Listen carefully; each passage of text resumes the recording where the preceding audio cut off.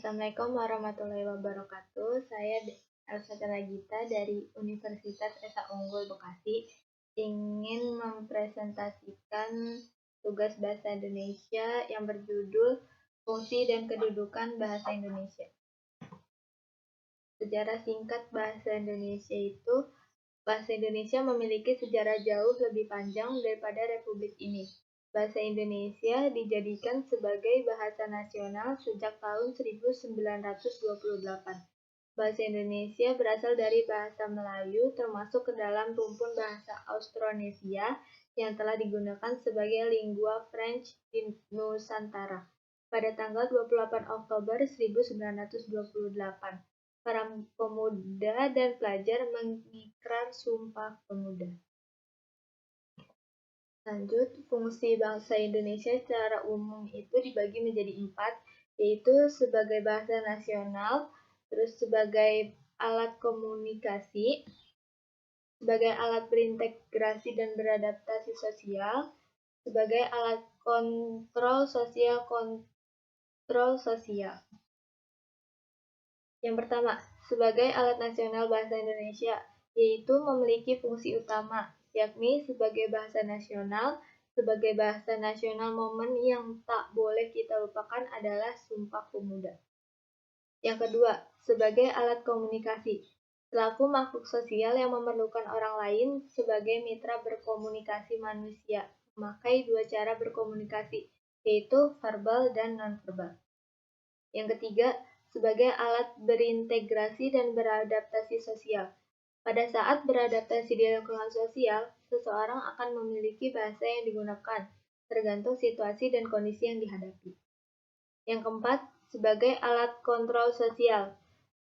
Yang sangat mudah kita terapkan adalah sebagai alat peredam rasa marah. Selanjutnya, fungsi bahasa secara khusus. Fungsi bahasa secara khusus dibagi menjadi 4. Yang pertama, mengadakan hubungan dalam pergaulan sehari-hari. Yang kedua, mewujudkan seni atau sastra. Yang ketiga, mempelajari bahasa-bahasa kuno. Yang keempat, mengeksploitasi iptek. Terus, selanjutnya, kedudukan bahasa Indonesia. Yang pertama, bahasa persatuan adalah pemersatu suku bangsa, yaitu pemersatu suku agama, rasa, dan antar golongan, atau disebut SARA. Bagi suku bangsa Indonesia dari Sabang sampai Merauke, fungsi pemersatu ini adalah heterogenitas atau kebinekaan. Yang kedua, bahasa nasional. Fungsi jati diri bangsa Indonesia bila berkomunikasi pada dunia luar Indonesia, yaitu fungsi bahasa nasional. Yang contohnya lambang kebanggaan kebangsaan Indonesia dan identitas nasional di mata internasional. Yang ketiga, bahasa negara. Bahasa negara adalah bahasa yang digunakan dalam administrasi negara untuk berbagai aktivitas. Fungsi dari bahasa negara itu sendiri adalah administrasi keanekaragaman sebagai pengantar resmi belajar di sekolah dan perguruan tinggi. Yang keempat, bahasa baku atau bahasa standar merupakan bahasa yang digunakan dalam pertemuan sangat resmi.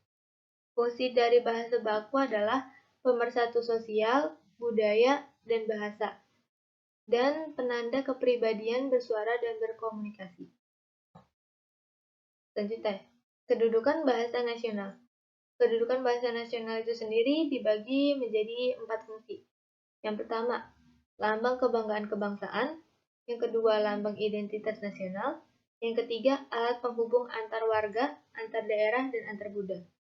Yang keempat, alat yang memungkinkan penyatuan berbagai suku bangsa dengan latar belakang sosial, budaya, dan bahasanya masing-masing ke dalam kesatuan kebangsaan Indonesia itu sendiri.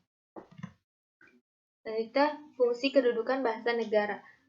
Yang pertama, bahasa resmi kenegaraan. Kedua, bahasa pengantar dalam dunia pendidikan. Ketiga, alat perhubungan pada tingkat nasional untuk kepentingan perencanaan dan pelaksanaan pembangunan. Keempat, alat pengembangan kebudayaan, ilmu pengetahuan, dan teknologi.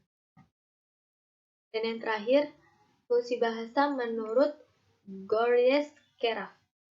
itu dibagi menjadi 6 fungsi. Yang pertama, fungsi lebih mengenal kemampuan diri sendiri. Kedua, fungsi lebih memahami orang lain. Tiga, fungsi belajar mengamati dunia, bidang ilmu di sekitar dengan mencerna. Terus, keempat, fungsi pengembangan proses berpikir yang jelas, runtut, teratur, teraah, dan logis. Yang kelima, fungsi mengembangkan atau memengaruhi orang lain dengan baik dan menarik.